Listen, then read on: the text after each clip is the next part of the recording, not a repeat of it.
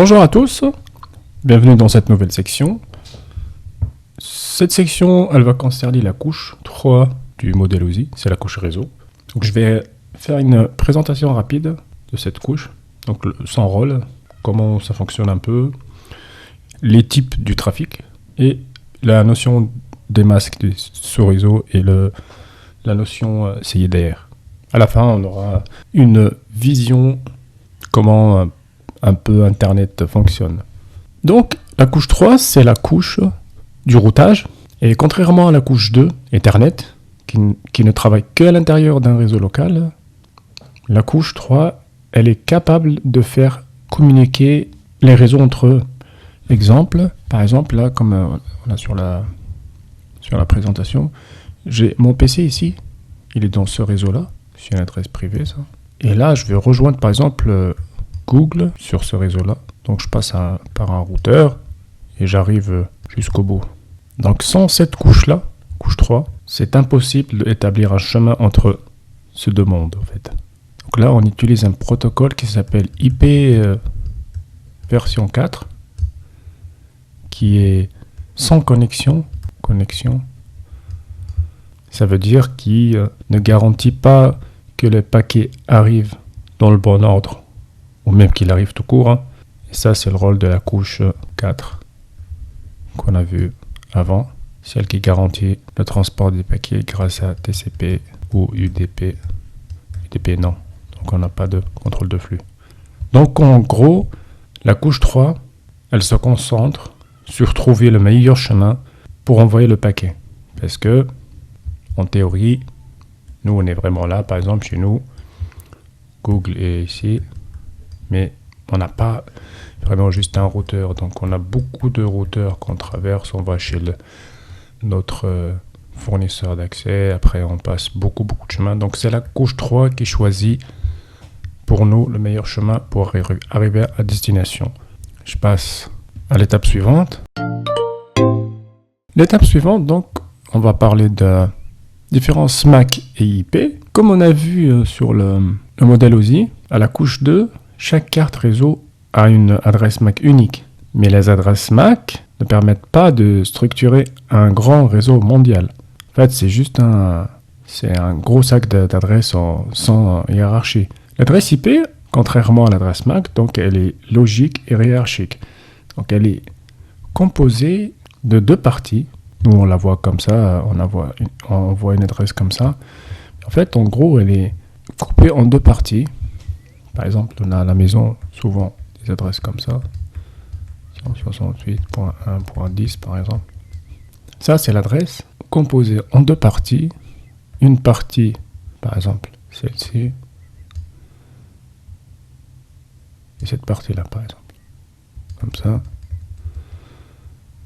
Donc ça, c'est la partie réseau, on peut dire. Ça, c'est la partie haute. Donc cette partie-là identifie le réseau, d'accord? Cette partie-là identifie la hotte qui appartient à ce réseau-là, d'accord? Donc on peut avoir, par exemple, cette partie-là, elle restera fixe, toujours, point 1.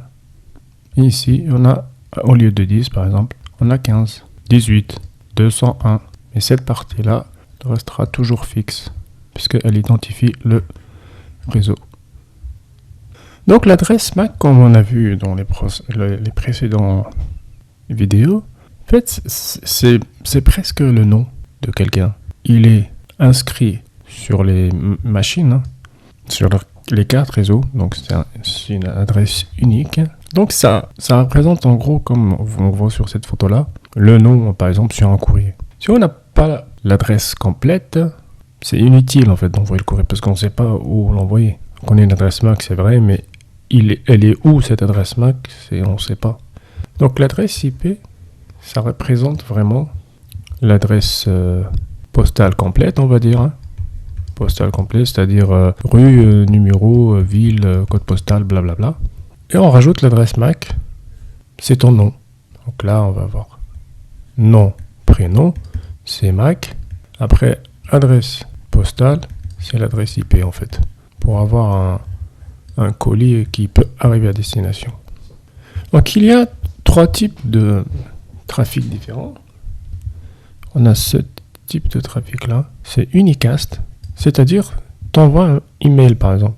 Tu parles juste avec une personne, tu envoies un email. Après on a le trafic broadcast, et broadcast en fait tu parles à tout le monde. Hein. Et ça c'est utile par exemple quand on se connecte sur un réseau la première fois pour chercher un serveur, donc on envoie un message à tout le monde, qui est le serveur ici, donc c'est lui qui va répondre, par exemple c'est lui, donc moi ici j'envoie à tout le monde, d'accord, et le serveur recherché, il va répondre lui seul, donc c'est utile pour ça, c'est le broadcast. Multicast, on discute avec un groupe spécifique, par exemple ça c'est utilisé pour la diffusion des chaînes IPTV par exemple, ou la visioconférence. Donc on a unicast une seule, broadcast à tout le monde, et multicast à un groupe d'utilisateurs, comme un groupe WhatsApp par exemple. On passe à l'étape suivante. Donc la partie suivante, c'est décimal versus binaire. Ça, dans les réseaux, dans les adresses IP, en fait c'est quelque chose de très important. C'est-à-dire si on ne connaît pas le binaire, c'est même pas la peine d'aller plus loin, parce que les adresses en fait IP ils sont codés en binaire, mais nous on les voit en décimal, mais en réalité ils sont en binaire. C'est quoi? Par exemple quand on voit une adresse IP chez nous à la maison comme ça, 192.168.1.2, en fait ça ces chiffres là, d'accord, ces nombres, ce sont une conversion binaire vers décimale, d'accord. Donc ça, je vais consacrer une vidéo complète pour ça. La prochaine, je pense que je vais faire ça. Donc ce qu'il faut comprendre, ce qu'il faut savoir, c'est en fait les adresses IP, ils sont codés en binaire. Mais ce qu'on voit nous, ces chiffres-là, ces nombres, c'est des conversions en fait binaire décimales. C'est-à-dire tu peux pas vraiment, par exemple, trouver une adresse IP à 352. C'est pas possible. La maximale, c'est 255. Max, et ça c'est broadcast. Pourquoi? Parce que nous avons nos octets là, d'accord, parce que le maximal c'est de 1, 1, 1, 1, 1, 1, 1, 1, ça c'est en binaire, et quand on a cet octet là, le max ici, en décimal, est égal à 255. Donc j'expliquerai ça concrètement et spécialement dans la vidéo prochaine. Comme ça, on comprend de quoi on parle, parce que là, je pense que ça va prendre plus de temps. Je passe à l'étape suivante. Donc là, c'est la structure d'une adresse IP. Comme j'ai dit là, il y a 2 secondes, ces octets-là. Pourquoi je dis des octets, en fait? Parce que ça, ce 15-là, il correspond à ça en binaire, 10 à ça en binaire, 168 à ça en binaire, 192 à ça en binaire. Donc c'est ça. En binaire, 192 c'est ça, 168 c'est ça, et 10 c'est ça, et 15 c'est ça. D'accord? C'est ça la structure. Donc, on a quoi normalement? Nous avons sur chaque partie là, on appelle ça octet. D'accord? Octet, c'est-à-dire une adresse IP v4, elle est composée de 4 octets, et chaque chiffre là, c'est un bit. Donc un octet, c'est 8 bits. D'accord. Sur toute l'adresse, là, on a 32 bits. D'accord. Soit 4 octets. Lui. Elle est composée comme ça, l'adresse. Donc adresse IP, IPv4, elle est composée de 4 octets, ce qui fait 32 bits. Et les bits sont en binaire, c'est-à-dire comment ça marche. On a 0, 0, 0, 0. Comme ça. Ça, on va voir tout à l'heure. Donc, si on commence à compter, le prochain, c'est quoi? C'est ça. Rajoute un 1. D'accord? Le deuxième, c'est ça. Mais par contre, on n'a pas de 2 là. C'est 1, 0. Celui d'après, c'est 1, 1. Celui d'après, c'est 1, 0, 0. Et tout ça, c'est des 0. D'accord? On verra en détail dans la prochaine vidéo. Je passe à l'étape suivante. Donc l'étape suivante, c'est l'attribution des adresses. Comment ça se passe? Et on a deux méthodes, attribution dynamique ou attribution statique. C'est-à-dire on va sur le device, l'équipement, et on écrit à la main l'adresse IP. D'accord?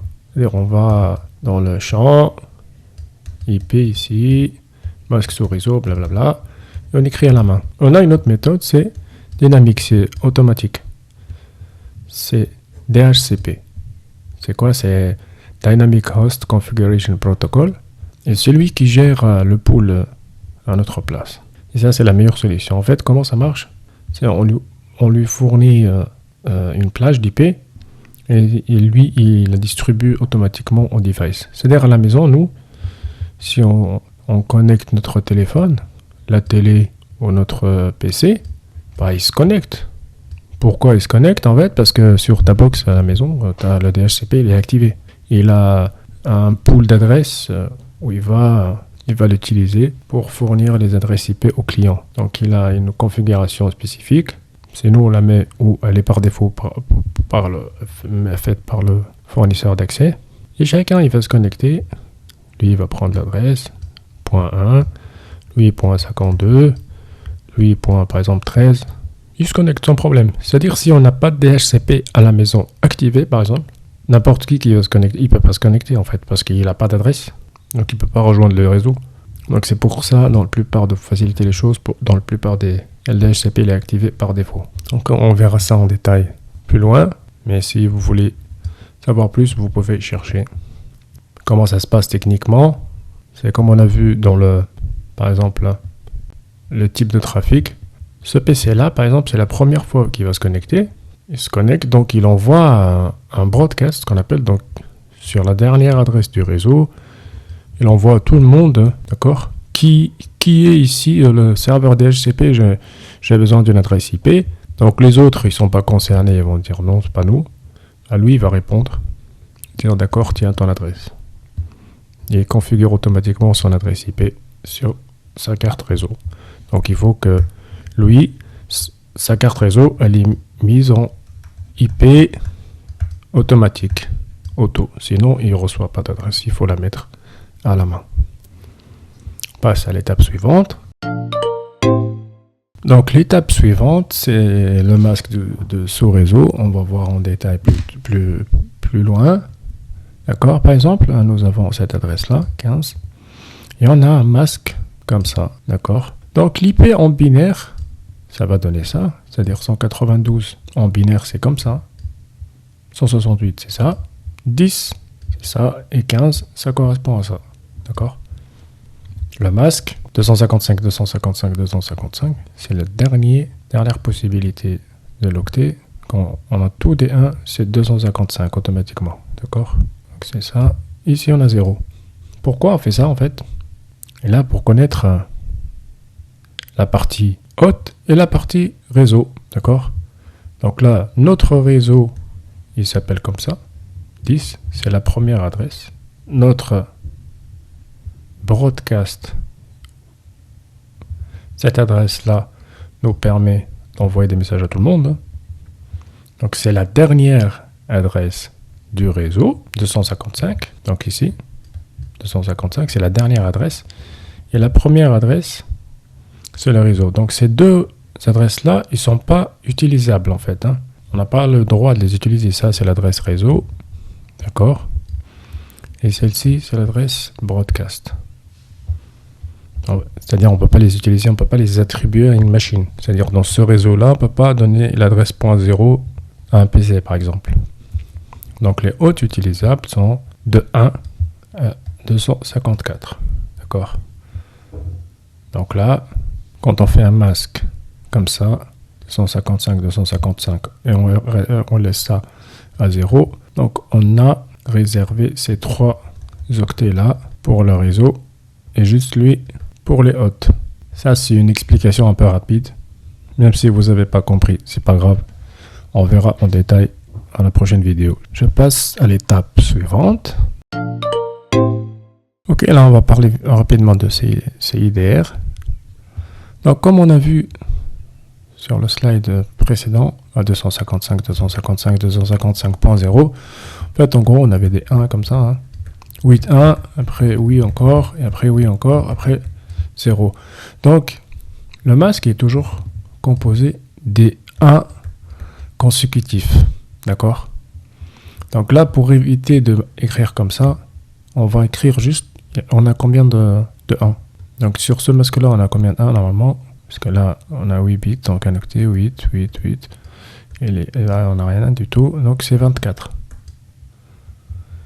Donc là, écriture CDR, c'est ce réseau-là, / 24. D'accord? Donc le réseau 24 bits, et les hôtes 8 bits. Donc c'est ça l'écriture. C'est-à-dire, par exemple, au lieu d'écrire un masque comme ça, .0, on fait / 24. C'est ça. Parce qu'on a 24 bits en tout. Donc pour finir, hein, on peut dire que la couche 3 fait voyager les paquets entre les réseaux. C'est grâce à le protocole IPv4. Les adresses IPv4, donc grâce à ça, on identifie les machines logiquement. Hein. Les masques du sous-réseau définissent la frontière entre le réseau et les hôtes. Et grâce au CDR, on peut écrire efficacement les adresses IP. Donc dans la prochaine vidéo, je pense qu'on va aller plus loin dans le binaire. Je vais faire une vidéo spéciale binaire. Après, on va aller dans le calcul des sous-réseaux et l'optimisation des adresses. Comme ça, on comprend vraiment de quoi il s'agit. Là, si on n'a pas compris, c'est pas grave parce qu'en fait, je pense que j'ai inversé les choses. Allez, merci beaucoup. À plus.